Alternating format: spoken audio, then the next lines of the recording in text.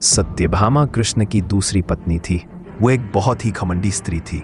उसका ये मानना था कि वो सबसे सुंदर और सबसे अमीर स्त्री थी, क्योंकि उसके पिता एक बहुत ही धनवान व्यक्ति थे। तो सत्यभामा जितने और जो रत्न और आभूषण और संपत्ति चाहती थी, वो सब उसके पास थे।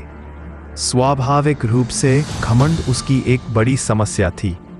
एक बार कृष्ण के जन्म दिवस के अवसर पर सत्यभामा ने सोचा कि वो सबको दिखाएगी कि वो कृष्ण को कितना प्यार करती थी। तो उसने तय किया कि वो कृष्ण के वजन जितना सोना शहर के लोगों में बांटेगी। इसे तुलाभार कहते हैं। ये मंदिरों में होता है। लोग एक बड़ी तराजू में अपने वजन के बराबर का मक्खन, घी या चावल या कुछ और रखकर वो चीज लोगों में बांटते हैं। चावल, नमक, दाल या सोना या वो कुछ भी आप दे सकते हैं जो देना चाहे। ये प्राचीन परंपरा हमारी संस्कृति का एक हिस्सा है। सत्यभामा ने तुलाभार की व्यवस्था की। लोग बहुत प्रभावित हुए, पर कृष्ण पर इन बातों का कोई असर नहीं हुआ। वे जाकर तराजू के एक पलड़े पर बैठ गए। सत्यभामा जानती थी कि उनका वजन लगभग कितना है और उसने उतना सोना तैयार ही रखा था। पर जब उसने सब सोना दूसरे पलड़े पर रखा तो कांटा जरा भी नहीं हिला। कृष्ण का पलड़ा थोड़ा भी ऊपर नहीं हुआ। ऐसा ही कुछ तब भी हुआ था जब कृष्ण एक शिशु थे। एक राक्षस आकर उन्हें ले जाने लगा। तब कृष्ण ने अपना वजन इतना बढ़ा लिया कि राक्षस वहीं गिर पड़ा और कृष्ण ने उसके ऊपर बैठकर उसे कुचलकर मार डाला। क्रिया योग में एक ऐसा तरीका है जिससे कोई योगी अपना वजन बढ़ा या घटा सकता है।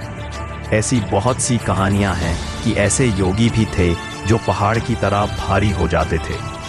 तो इस बार भी कृष्ण अपना वजन बढ़ाकर तराजू में बैठ गए।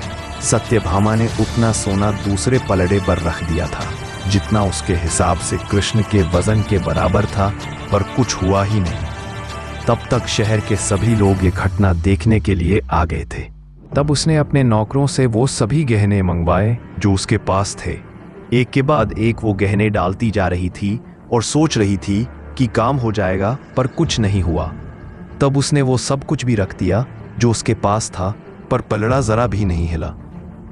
वो रोने लगी क्योंकि यह सब उसके लिए बहुत शर्मजनक था। सारा शहर देख रहा था और उसके पास पर्याप्त सोना नहीं था। वो जो हमेशा अपनी संपत्ति के बारे में इतनी घमंडी थी, उसके पास पर्याप्त सोना नहीं था और उसे समझ में नहीं आ रहा था कि वो क्या करे। तब उसने रुक्मिणी की ओर देखा, जिससे वो बहुत जलती थी और हमेशा परेशान रहती थी। उसने रुक्मिणी से पूछा, अब मैं क्या करूं, क्योंकि ये बात सिर्फ मेरे लिए ही नहीं पर तुम्हारे और हम सब के लिए भी बहुत शर्मजनक है। मैं क्या करूं? तब रुक्मिणी बाहर गई और तुलसी के पौधे के 3 पत्ते उठा लाई।